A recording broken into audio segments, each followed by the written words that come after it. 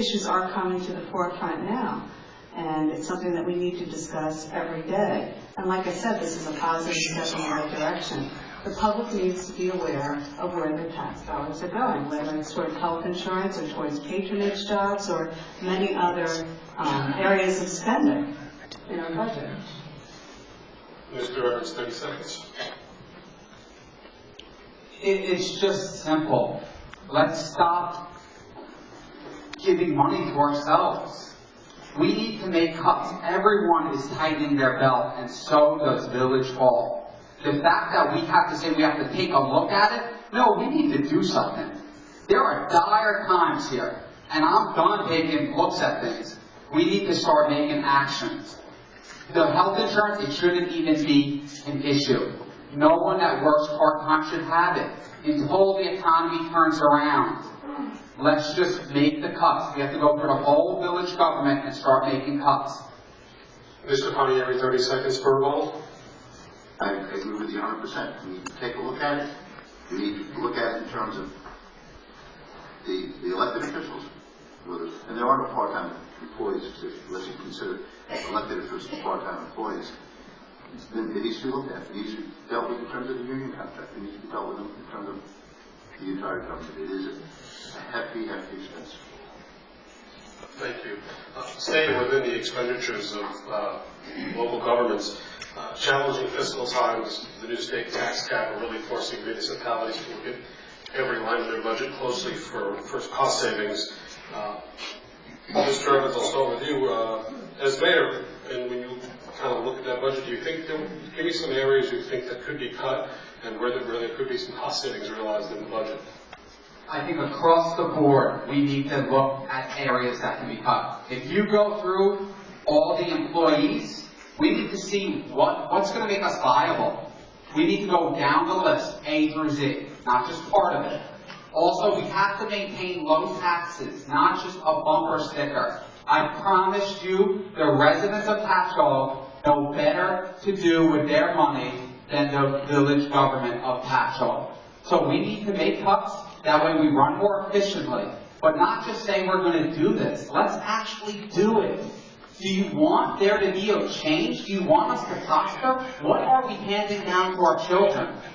We need to hand down something that's efficient, that gives them the ability to grow. We need to be great. There should be no reason we even question things like this. We need to make cuts across the board. We need to cut taxes on our residents. And that will start by going across the employees, especially us, the elected officials. That's where it should start day one. Mr. Pontieri, potential areas of budget cuts and cost savings, your thoughts on that? Well, you know what hurts this village more than anything else? Two things. It's the mandates pension costs that went from about $125,000 a year in 2004-2005 to almost $525,000 a year now. When you take a look at the fact that we used to get mortgage taxing from sale of homes, $400,000 to $500,000, we get less than $100,000 now. We've had almost $1 million swing in expenses and revenues into the village. And yes, we're looking very closely at all of those cuts. And all departments are being asked to reduce their proposals for this year's budget by between 5 and 10%. As we begin to look at it, because we must get it under control, because whether we like it or not, the government sends us a bill for pension, we have to pay. We may be able to negotiate things like medical and get a reimbursement on that, but we can't renegotiate the fact that we're not getting the mortgage tax income we used to get. We're not getting the pension costs we used to get. So it is something where you need to look at costs. You need to come up with a way to move the village forward. Mrs. McGuire, on the issue of budgets, potential cuts and cost savings, your thoughts on that? Well, again, I've been quite vocal on this. There are fixed costs, as Mr. Pontieri recognized, and there's also very variable costs, which Mr. Evans recognized, and I think that we need to obviously recognize what we can change and what we can't change. Luckily, hopefully we're making some inroads on the problem of pension costs on the state level, but that is beyond our control. In the meantime, we could take a look at within and determine how bloated really is our government. We've created a lot of unnecessary positions, there's a lot of wasteful spending, there's a lot of fees that have gone uncollected to this village, including sewer hookup fees and various other costs that have not been realized. We need to be aggressive in collecting those fees, and we also need to be aggressive in cutting our spending, and that's how we're going to lower taxes. Thank you. Mr. Evans, 30 seconds. Well, the only fear that I have is this is what you hear every election season. We're going to review it. We're going to look at it. We'll maybe even make a committee to review it. How about we just start doing it? How about we start making these cuts? It's fearful to me that we're just going to sit back and review it as our government grows, becomes less efficient. As mayor, I will make those cuts. There won't be review committees. I'll make it from day one. Mr. Pontieri, 30 seconds. You know, one of the things that, about a month and a half ago, I went to Albany and met with Assemblyman Murray to be able to release some of the surplus that's in our sewer tax, for about $800,000 for infrastructure improvements. And it's being able to come up with those creative ideas to create revenue for the village, and to be able to look at the total budget and say, okay, these are the jobs we need, these are the jobs we don't need, these are the places that we can cut, and these are the places that we can create additional revenue. It's just not about cutting. It is about how do you create the additional revenue to do the things that need to get done in this village on a day-to-day basis. Mrs. McGuire, 30 seconds.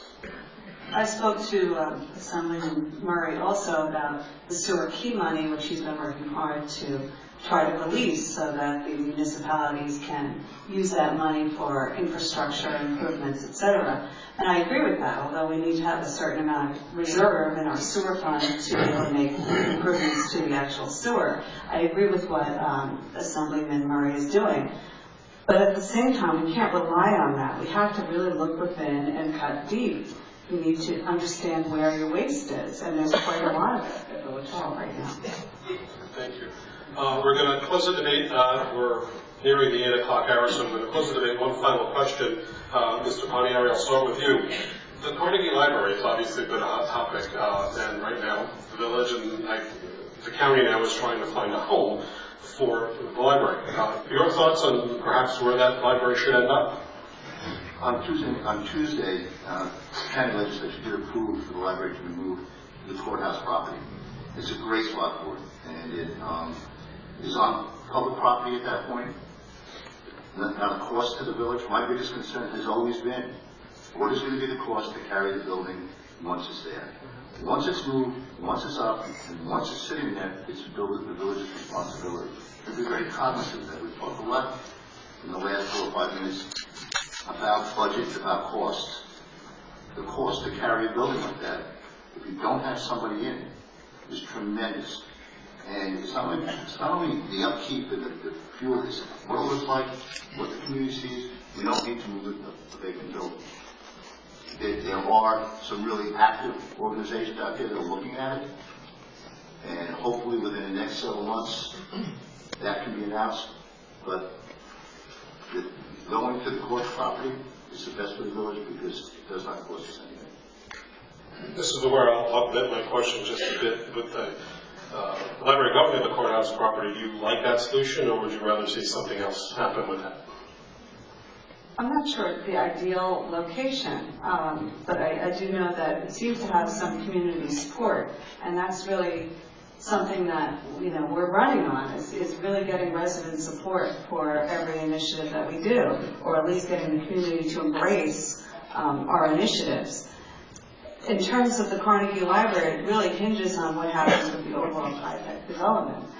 The Carnegie Library wouldn't be an issue if the TriTech property weren't in question to begin with. I do agree with Mayor Pontieri that we don't want this to become a money pit or to be a burden on the taxpayers the way that we've had some issues in the past with the Halcyon Manor and on Bay Avenue. It's become, very costly for the village to carry it, and we don't want to see that happen. Mr. Evans, your thoughts on the Carnegie Library? Well, we need to have it where we don't foot the bill. If we have an opportunity where a private company will, we should take that opportunity. We can use every dollar that we can bring in right now, and we need to use it to grow Patchogue. to do things like small business funds, to do things that are actually going to bring a stabilized economy, a collateral growth economy. That's what we need. So let's have other people with their money, not our taxpayer money, spend it. That sounds a lot better to me. Mr. Pontieri, 30 seconds. The struggle is going to be is for what goes in there, how is it managed, how is it maintained, and that the burden and the expenses not come back to us. Is the one that we're going to wrestle with over the next year or so. But I think there are some organizations that have stepped forward and made some commitments to it that hopefully will take care of that problem.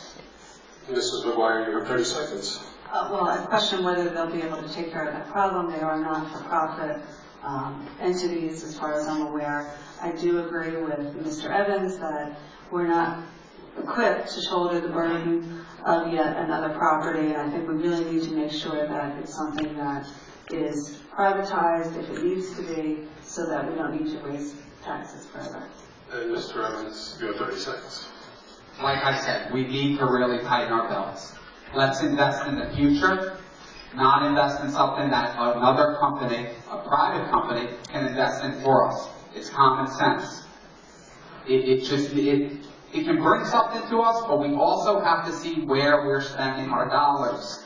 That is what's going to matter, especially in this economy. Thank you. We'll now move to closing statements. Again, we drew numbers to see who would go first. Mrs. McGuire won, so you have 1 minute for a closing statement. I just want to thank everyone so much for coming tonight and for welcoming us in your homes in the last several weeks. This has been a very visible and aggressive campaign, but I see it as a very positive thing for our community, because for the first time, the residents in our community really feel like they have a voice and an interaction with our government, and I'm hoping that this is something that doesn't wane when the election is over. It's really been a wonderful experience, and a successful government really depends on the active participation of the constituents. And if I'm elected, I want to continue to keep you involved and informed, and I want to use my experience and my slate of professional running mates to really move this village forward and take it to the next level. I appreciate your coming here tonight. I think it's time for a change, and I hope you vote on March 20th. Thank you. Mr. Pontieri, your 1 minute closing statement. You know, we've talked a tremendous amount, tremendous amount of time tonight talking about the downtown, very little time talking about the residential neighborhoods, the places that you all live, the places that affect you on a day-to-day basis. When I was appointed as a trustee in 1986, there was no electric as the mayor. He said to me the night before I got sworn in, he said 2 things you have to remember. As goes the downtown, goes the residential. He said, but more important, as goes your residential, goes your downtown. We can't forget about the homeowner. We can't forget that our responsibility is to make sure that your streets are paved, your streets are clean, that we do those things, whether it be in our parks, whether it be in our pool, whether it be in our house.